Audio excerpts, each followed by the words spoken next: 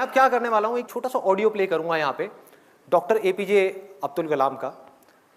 आप में से कितने लोगों ने, उनकी एक ऑटोबायोग्राफी है यूट्यूब के ऊपर जो गुलजार ने बोली है, गुलजार साहब ने, कितने लोगों ने सुनी है? किसी ने नहीं। देखो क्या हो रहा है। हनी सिंह के गाने कितने लोगों ने सुने हैं? 4 bottle vodka, 4 bottle vodka, 4 bottle vodka. उसमें सनी लियोन दिख रही है डांस करती हुई। माइंड हमारा वर्ड्स में सोचता नहीं है, पिक्चर्स में सोचता है। तो जैसे ही वो गाना चलेगा माइंड के अंदर सनी लियोन आएगी, सनी लियोन आएगी, आप नेट में जाकर के सनी लियोन सर्च करोगे, हो गया टाइम पास। क्या होगा? बोलते रहेंगे आपके पेरेंट्स, बेटा ये मत कर वो मत कर। नहीं मम्मा कुछ नहीं कर रहा, मैं तो पढ़ाई कर रहा हूँ। कौन सी पढ़ाई होगी? क्यों करोगे पढ़ाई? कोई वजह ही नहीं है पढ़ाई करने की। If you need a reason to do something extraordinary, you need a purpose. जीने की कोई वजह चाहिए, कोई इंस्पिरेशन चाहिए। कौन है, कहां से आएगी वो? I strongly recommend you all, strongly recommend you. इतना स्ट्रांगली मैंने कभी अपनी लाइफ में किसी के लिए रिकमेंड नहीं किया। Doctor APJ Abdul Kalam students के लिए, उनसे बड़ी इंस्पिरेशन इस पूरी दुनिया में कोई नहीं है स्टूडेंट्स के लिए।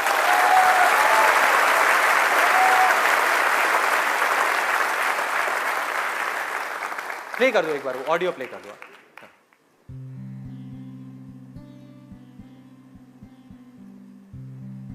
1990 के रिपब्लिक डे पर देश ने मिसाइल प्रोग्राम की कामयाबी का जश्न मनाया।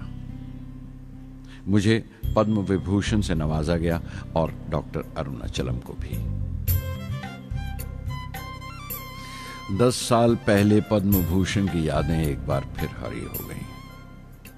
रहन सहन मेरा अब भी वैसा ही था जैसा तब था।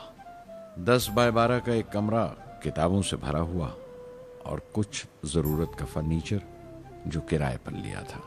फर्क इतना ही था कि तब यह कमरा त्रिवेंद्रम में था, अब हैदराबाद में। वेटर मेरा नाश्ता लेकर आया, इडली और छाछ, और आंखों में एक खामोश मुस्कुराहट मुबारकबाद की। मैं अपने हमवतनों की इस नवाजिश से छलक गया।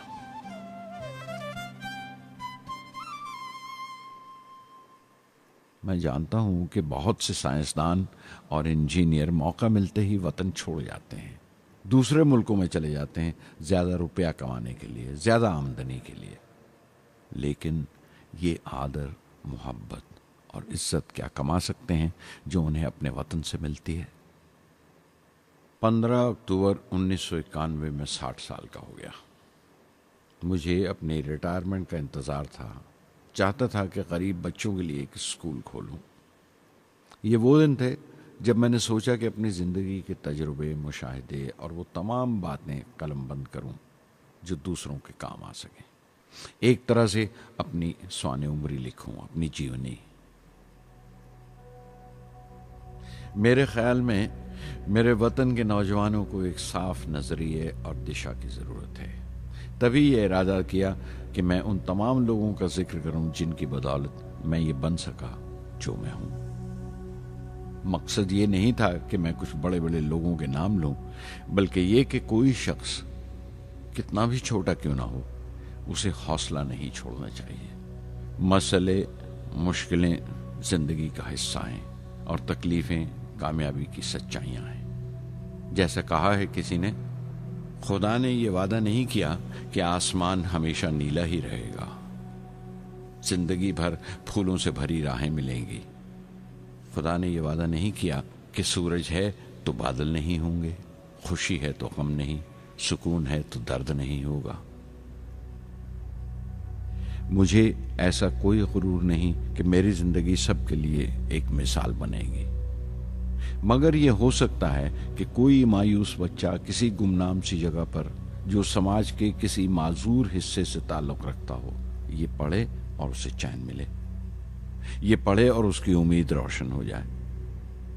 हो सकता है ये कुछ बच्चों को नाउमीदी से बाहर ले आए और जिसे वो मजबूरी समझते हैं वो मजबूरी ना लगे। उन्हें यकीन रहे कि वो जहां भी हैं खुदा उनके साथ है। काश हर हिंदुस्तानी के दिल में जलती हुई लौ को पर लग जाए और उस लौ की परवाज से सारा आसमान रोशन हो जाए।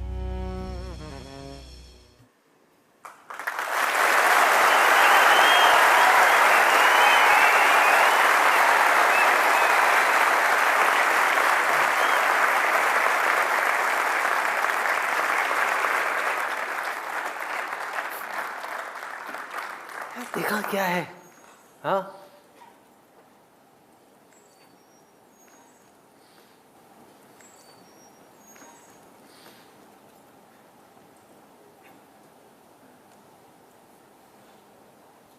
ऐसे लोगों को सुनना है, ऐसे लोगों की बातें अंदर जाने देनी है।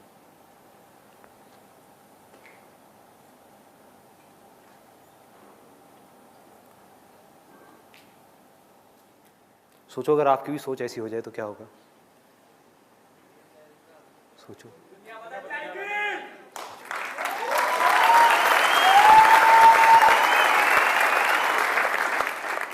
दुनिया बाद में बदलेगी, पहले आपकी जिंदगी बदलेगी। सबसे पहले दुनिया को आप तब तक नहीं बदल सकते जब तक खुद को नहीं बदलोगे।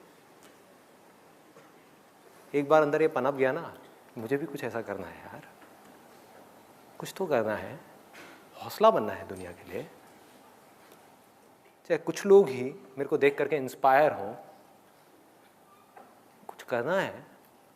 ऐसी थोड़ी आया और चला गया, क्या है? कुछ करना है। ऐसे लोगों को सुनना है, ऐसे लोगों की ऑटोबायोग्राफीज को सुनना है और उसकी गहराई में जाना है।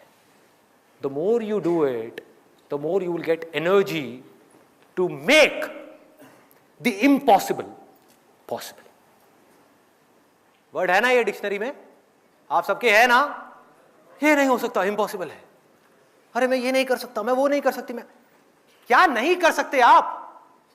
क्या फर्क है उनमें, डॉक्टर कलाम में, मुझ में, या ऐसे और पता नहीं कितने आए और कितने गए और कितने और आने वाले हैं? क्या फर्क है?